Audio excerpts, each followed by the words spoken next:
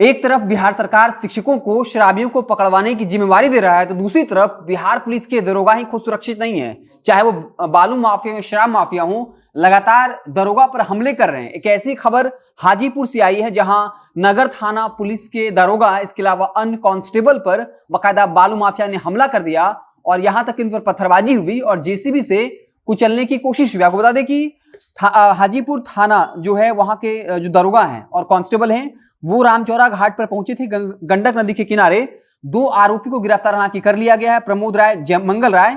जैसे ही पुलिस वहां पहुंचती है, उसके बाद वहां जो बालू माफिया होते हैं, उनके समर्थक लोग होते हैं, वो पुलिस पर पत्थरबाजी करते हैं। इसके अलावा जेसीबी से कुछ पुलिस कांस्टेबल को कुचलने की कोशिश होती है। हालांकि उसके बाद जब खबर थाने को दिया जाता है तो और पुलिस पर वहां पहुंचती है। उसके बाद वहां से एक जेसीबी, 3 ट्रैक्टर और 2 आरोपितों को गिरफ्तार कर लिया जाता है। एक ऐसी खबर आपको बता दें कि औरंगाबाद से आई थी, जहां बालू माफिया, जिन पर आरोप था कि उन्होंने लूटपाट किया था, हत्या की थी, उनके आरोपियों को पकड़ने गई थी। औरंगाबाद के दरोगा गए थे वीरेंद्र पासवान, लेकिन वहां पर बाकायदा उन पर हमला होता है और हमला इस कदर होता है कि उनके आंख, कान और जो पूरे शरीर से खून निकलता है।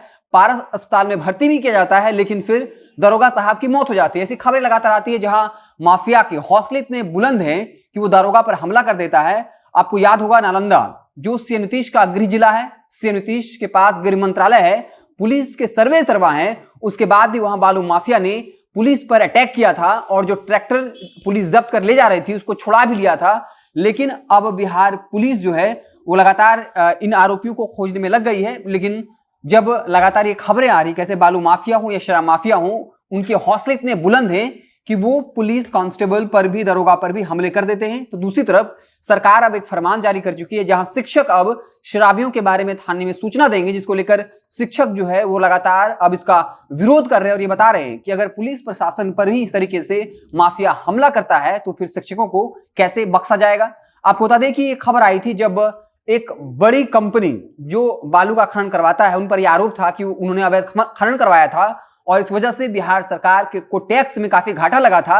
उनके बेटे के साथ तमाम जो सत्ता पक्ष नेता है, उनकी तस्वीर वायरल हुई थी। उसका जो बर्थडे पार्टी मनाया जा रहा था, उसमें जेडीयू के बड़े नेता, जैसे जेडीयू के संसदीय बोर्ड के अध्यक्ष उपेंद्र कुशवाहा, इसके अलावा कई मंत्री थे, विधायक थे, जो उस बालू माफिया का बर्थडे मनाते हुए दिखे थे। तो सवाल ये उठ रहा है कि आखिर चाहे वो कोई भी माफिया हो, चाहे वो शराब माफिया हो या बालू माफिया हो, उनका हौसला इतना कैसे बुलंद है कि वो दरोगा पर या फिर पुलिस पर हमला कर देता है। और कई बार जानलेवा हमला होता है। कई बार खबरें आई हैं कि पुलिस को दौड़ा दौड़ा कर ये माफिया पीटते हैं। और हालिया दिनों में ही औरंगाबाद से जब खबर आई थी कि एक दरोगा पर कुछ माफिया जो हैं वो हमला कर देते हैं और उसमें दरोगा वीरेंद्र पासवान की हत्या हो जाती है। कहीं ना कहीं बिना सत्ता के सह के, नेताओं के शह के कोई भी ऐसा नहीं कर पाएगा। तो एक बड़ी खबर आ रही है कि हाजीपुर, जहां नगर थाना पुलिस जो है वो बालू माफियाओं को पकड़ने गई थी, लेकिन वहां पर सबसे पहले पत्थरबाजी होती है और फिर जेसीबी से कुचलने की कोशिश होती है। हालांकि 2 आरोपियों को गिरफ्तार कर लिया गया है। अब इस पे हमारी नजर जो है बनी रहेगी। जिन माफिया के समर्थकों ने